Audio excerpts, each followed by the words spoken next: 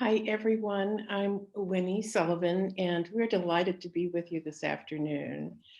Thank you to those of you who've had a chance to look at our recorded presentation. Thank you for your interest in our work at St. Francis Xavier College Church in St. Louis. We're happy to address some of the questions that you have, but we're also eager to get into those small group discussions and hear what you're doing in your parishes. I'm glad to be joined today by my co-chair, the co-chair of our anti-racism team, Lisa Burks. Okay. Thanks, Winnie. And I will just echo what Winnie said, that we're very excited to share the work really of our own team, of our whole team. So our anti-racism team has about 16 members across a variety of the commissions in our parish. So we're really honored to represent, their work as well. So I guess we'll just jump right in with some of the questions that we've received, and we'll kind of go through those questions and then try to begin to answer some of them for you. So a first question was, how can we move the reluctant parishioner who sees racism as a political issue, not a church or parish issue? So this is kind of a theme in some of the questions that we're seeing, how can you address folks who are just resistant to undertaking this initiative? And I really think that first you have to, the person who is beginning this initiative has to have a firm understanding of the grounding in our faith for the work that we're doing, that our faith requires us to do this work. I think the person who or persons beginning this initiative have to be really secure in that understanding. And then it's incumbent on us to convey that to other parishioners and to make it clear that one can move it out of what is solely sometimes a political sphere. To help with that understanding, I've been recently reading a pastoral letter from Cardinal George in Chicago, who kind of got the ball rolling there in terms of their anti-racism work about 20 years ago. And so he was saying, and I'll just read a little quote to you from him. He says, the 1979 US Bishop's Pastoral Letter on Racism teaches that racism is a sin that divides the human family. It blots out the image of God among specific members of that family, and it violates the fundamental human dignity of those called to be children of the same Father. And reading through that letter, it's replete with references to gospel passages that just make clear why it is we need to be doing this work. And I think that's really the best way to urge people forward and to provide for them a rationale about why we're doing that. It's important to start there and then to bring people back to that place. Mm-hmm. Absolutely. And the only thing I would add is that, I think we continue to work to find different ways to invite people into the process and to come along on the journey.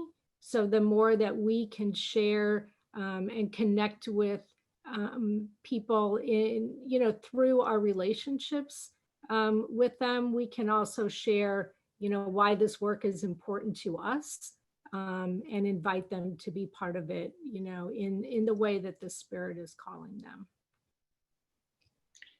Yeah, and finally, I would just say that, actually there are a lot of resources out there that can help with that.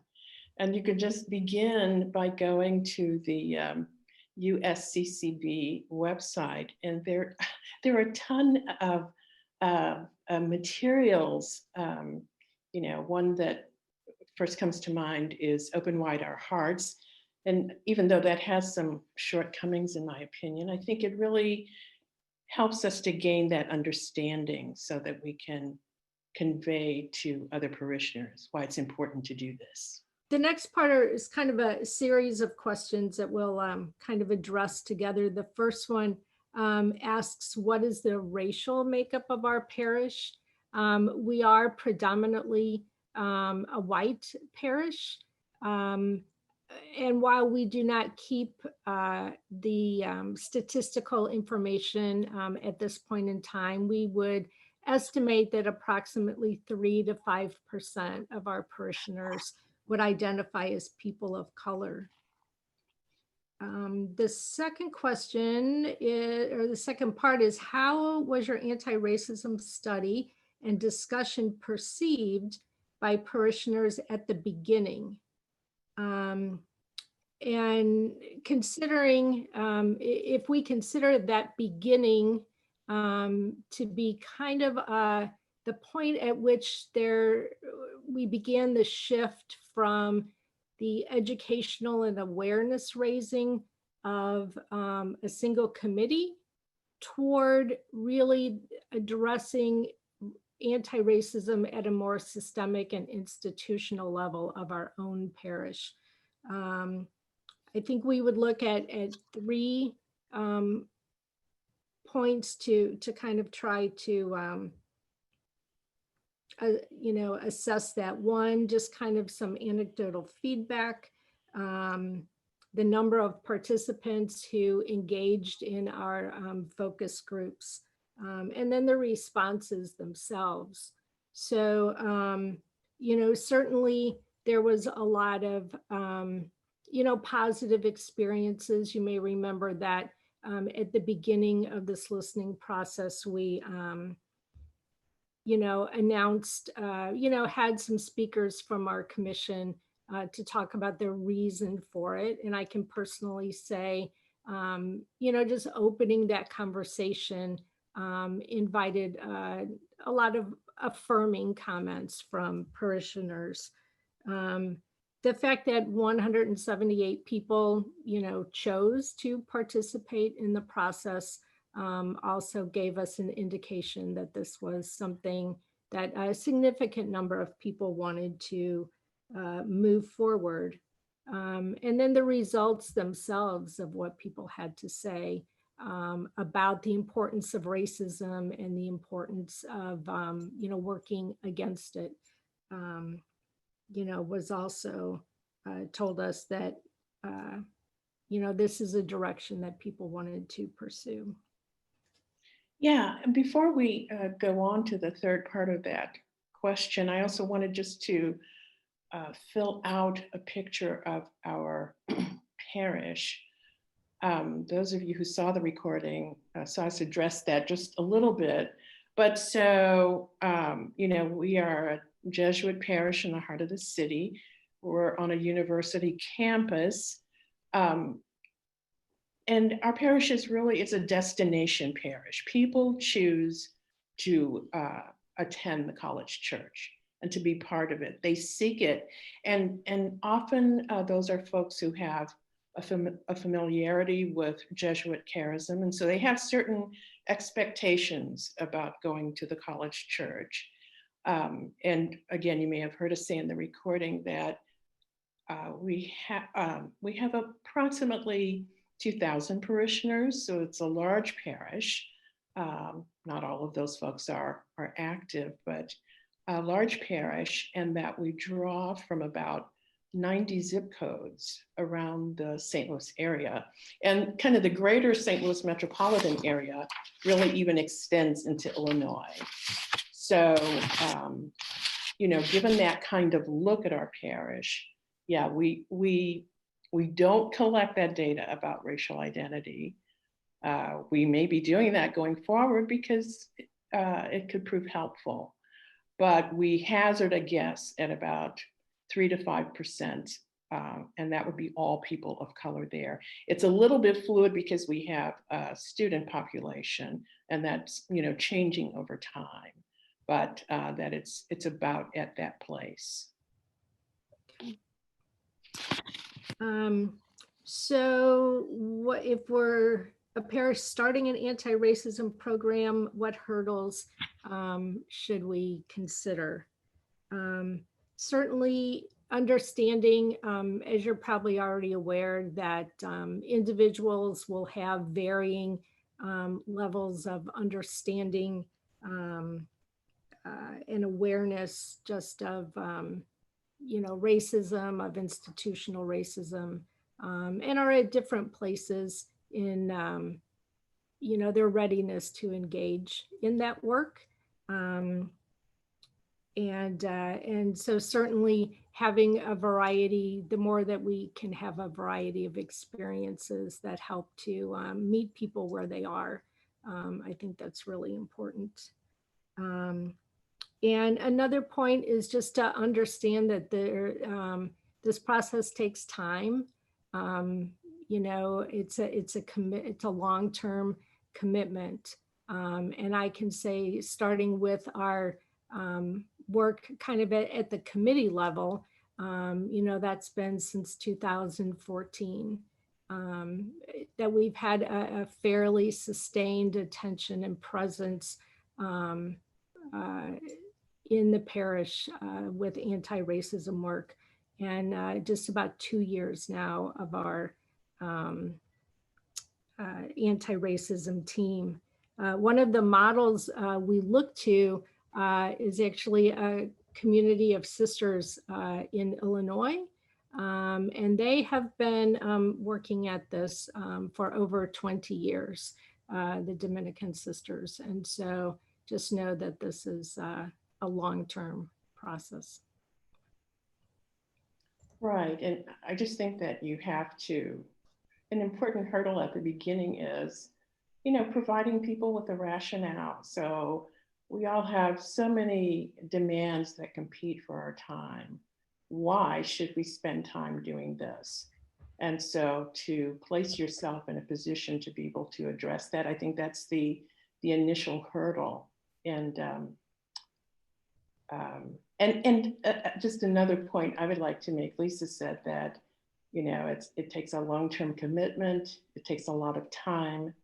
I'm thinking back again to this pastoral letter from Chicago, where in part they set out like a 30-year plan in 5-year increments. And I mean, to be realistic, it takes a long time.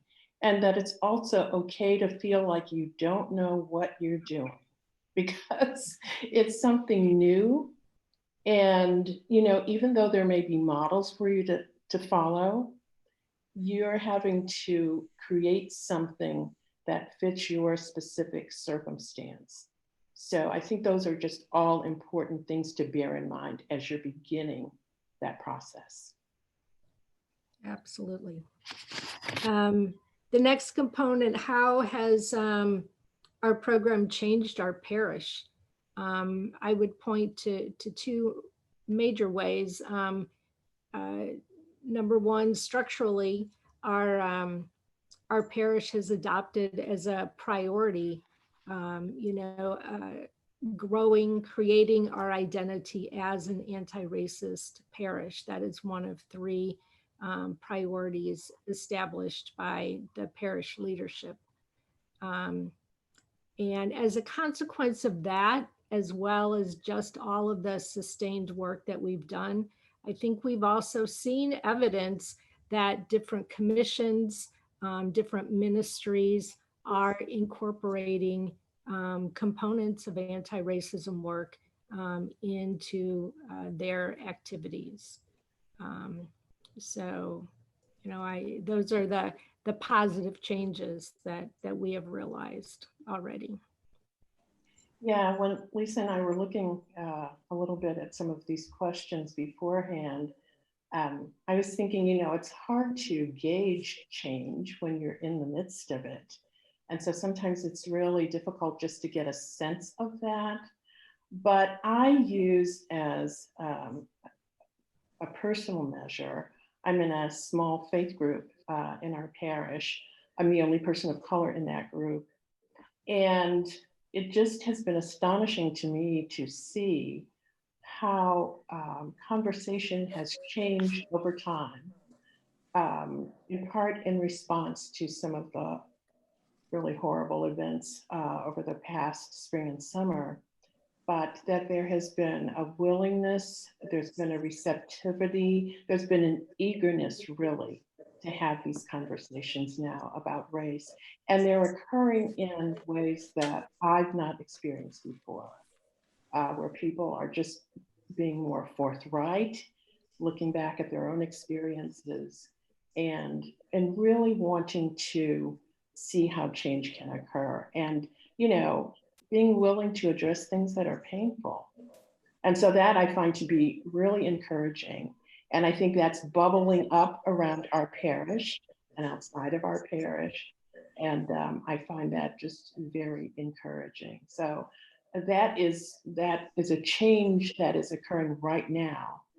And again, it's just a very hopeful one. You know, what we look toward is, with some of our efforts, we're hoping we're going to have a shared language, a common understanding, and again, more willingness to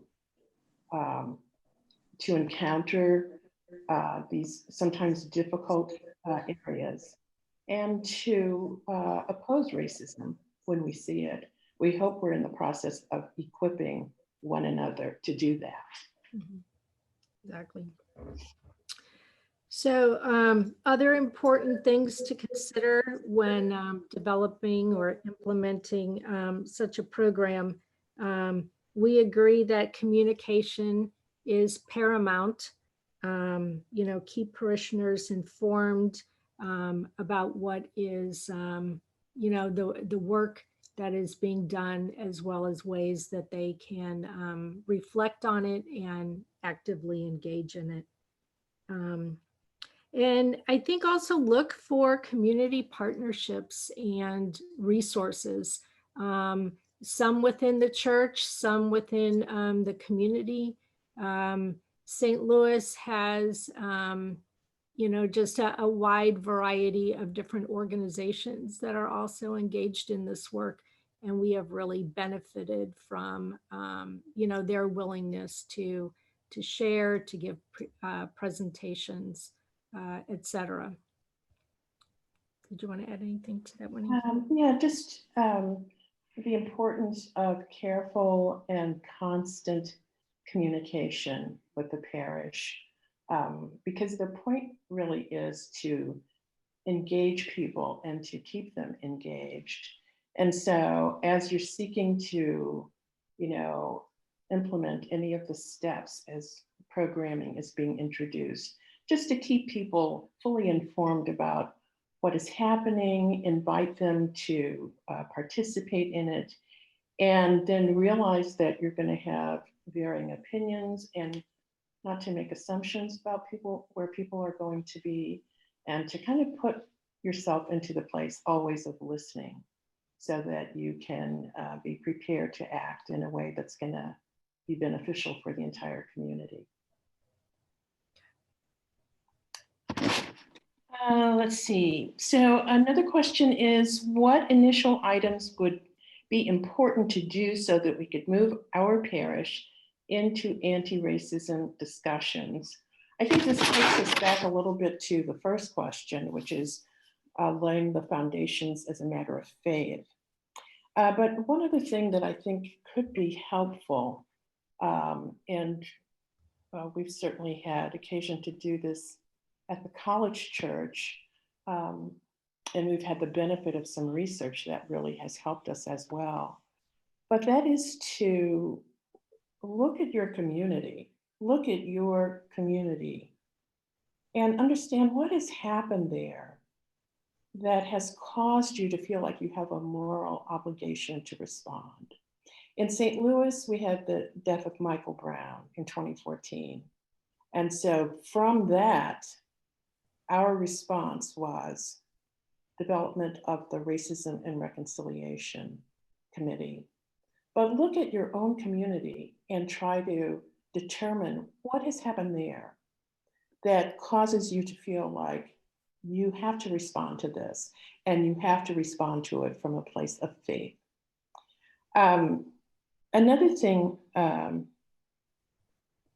often think about in taking part in a program like this is, it's important to have people understand what they may be missing from their lives. And when we're a completely homogeneous group, what's left out that would enrich our lives? I was saying to Lisa earlier that on my first trip to Rome, I was sitting in the papal audience hall. And really, that was when I saw the universal church. There were, Pope John Paul II was there then, and there were people from Poland who were just so thrilled that the Pope was Polish. And so they were singing and greeting him. And then we saw people who were there from South America, indigenous people who were wearing like native garb, and people from Africa, from Asia. And I thought, this is the church. This is the universal church. This is how it looks. This is the body of Christ. And would you not want that to be in your life? So those are things I think that are helpful when you're considering beginning a program like this. Lisa, did you have something to add to that? I think it'll be covered later, if at all. So I think those are all really important points. I'm gonna jump in here, Lisa and Sure. Winnie. Thank you so much. I'm sorry to cut you off. There are more questions, I know, and I hope we can find a way to circle back to them. I've taken questions that have been dropped in the chat, and I put them on the agenda in case we have an opportunity to circle back. But I do want to make sure that we have the time to go into small groups and then be able to regather again. So again, I apologize for cutting you off, but I'm going to direct us that way. We're going to take the next few minutes. We have about 5 people who are going to report back and share a little bit about the conversation within their own groups. So if I think Ike is on the call. Don't see you on my screen, but if you're willing to share. Okay, yes, I am on. Hello, everyone. It's good to be with you.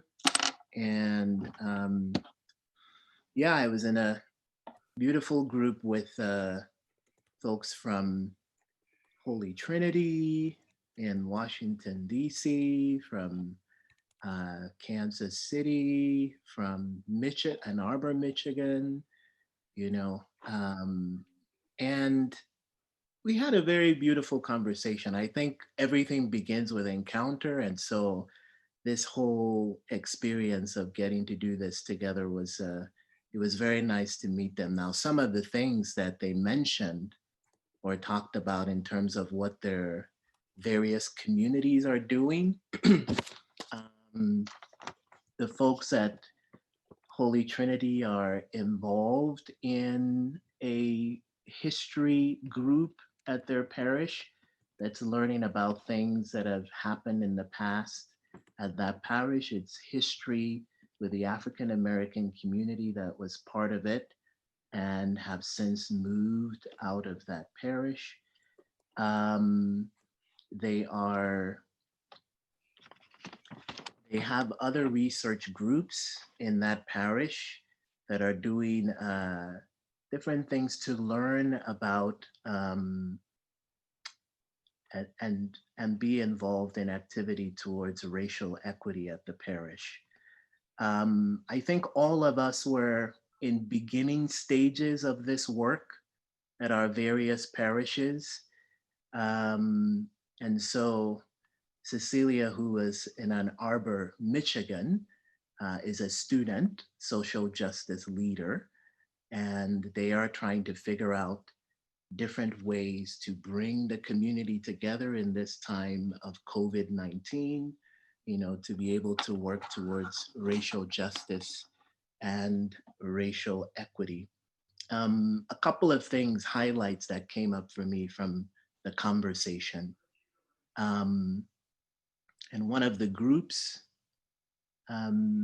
they had an incident that happened. A homeless person died recently out in the cold in their community. And that was something that kind of brought the community together to sort of have a common purpose to kind of act towards combating that problem in the community.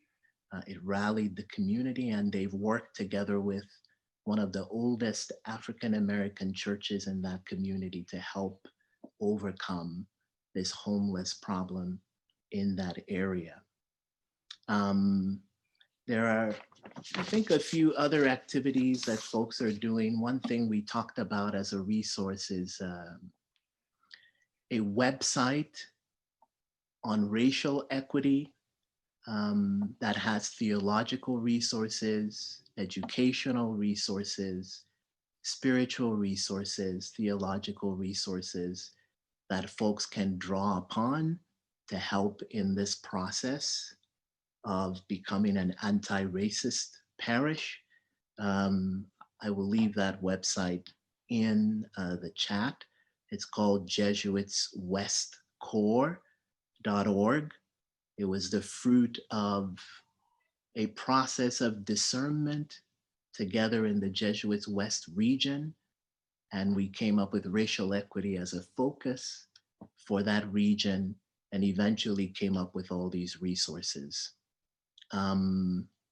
I think every community, they're doing their best to begin this process, but none of them have been as established as St. Francis Xavier has been doing for the last 4 or 5 years. And maybe just a last thing to talk about. One of our group members, they are on a dividing line between the African American community and the white community in their area. And so they've been able to go out with signs in support of their African American community, even during this time of COVID. And then in other ways, people are just trying to meet together online and continue the process. So I think those are some of the things, that came up in our meeting and in our get together. So I think I will stop there. I don't know how long we had, but I will stop there for now. Awesome. Thanks so much, Ike, and to the members of your group as well. We're going to turn it over to Ashley Klick. Thanks. We had a great group as well. I think we all agreed we're all on the continuum, not as advanced as our friends who started this conversation. But I think some of the highlights that I will offer are that, we've all come at it from different places. Some are incorporating it more into their faith formation and a grounding in gospel and interpretation. Some utilize the 21-day racial equity challenge that I've provided. Meredith talked about a Lenten racial equity series they had started. I won't talk about Holy Trinity because you kind of heard some of that. The things that we've all done that we've found helpful in moving the conversation have been book discussion groups. We specifically mentioned Be the Bridge, which also has a Facebook community, Brian Massengill's book. We talked about the Pax Christi Sisters, Little Lights Urban Ministry. This is a resource in DC it's not a Catholic resource, but it's one that many of our parishioners found beneficial over the summer. We're looking at Just Faith, which is a program we've heard about on this program too. We've done a lot with speakers utilizing Zoom. I shared some ones that we've had have been Diana Hayes, Dr. Sean Copeland, Dr. Ansel Augustine. We've really utilized Zoom to get speakers from all over the country, which has been an opportunity for our community. I think some of the things that we talked about that are hindrances or challenges that we're facing is navigating the virtual space. We all realized that maybe we had jumped into different things without the focus groups that were discussed in the video. We all made a comment about liking how this was it's a top 3 priority of the example of the campus church, and how do we kind of do that at our own parishes, make it a priority. I share personally that is a challenge, that I don't want this to just be a social justice issue, that it should be a worship issue, a religious education issue, and nation spirituality focus. So those are the things we talked about. We also, for one member who has a more diverse parish, the fatigue over the issue. For BIPOC members of her community who I think are feeling that, and correct me if I don't say it right, Carla, that they don't ever get to step away from the topic, but they're finding maybe white parishioners are saying, I don't have the bandwidth for it this month. And so it's causing some kind of discord within their community, that it's not something that everybody can step away from, I guess is one way she said that. So I think those are the ones I wanted to highlight, the resources and just some of the challenges we're facing. Thanks. Okay, we have a few more minutes. Monica, I'm going to turn it over to you. I'm going to try to wrap up at 45, whatever hour you're in. So if Monica, and then we have a few more people, maybe about a 2-minute share back. Okay, thank you, Erin. I'll be, oh, am I muted? Okay, I'll try to be quick. So we're well represented in California, but also had Tom Bradshaw from Kansas City. We had Christine and Lucas Sharma from San Francisco, but 2 different Jesuit parishes there. So isn't San Francisco lucky? So one of the things that I think all reflected on and appreciated about what the work that you guys have done, Lisa and Winnie, you shared what you're doing at College Church, is the importance of understanding it's going to take time to get to the goal, and that this can't be overnight, and also the building the plan with certain specific timelines to achieve over time, and incorporate or getting everyone on board and to be able to move towards an anti-racist parish. So we're all in kind of different stages of development. At SFX in Kansas City, Tom was sharing that they've had a strong social justice committee, but they've been very immigration focused. So they're just kind of beginning their work into racial justice. And at St. Agnes and St. Ignatius in San Francisco, they're also in the process of implementing a plan. At St. Ignatius, they've been working on a vision statement. At my St. Ignatius Loyola in Sacramento, we've begun to roll out actions, but see the need to get more people involved and engaged. We've done the Just Faith programs. I highly recommend those. That's a great way to build faith communities, and they can be done in this virtual environment very, very successfully. One of the things that was shared in our group were some resources. Besides the Just Faith program, Wrestling with Whiteness, again, was recommended by Christine, who's done it.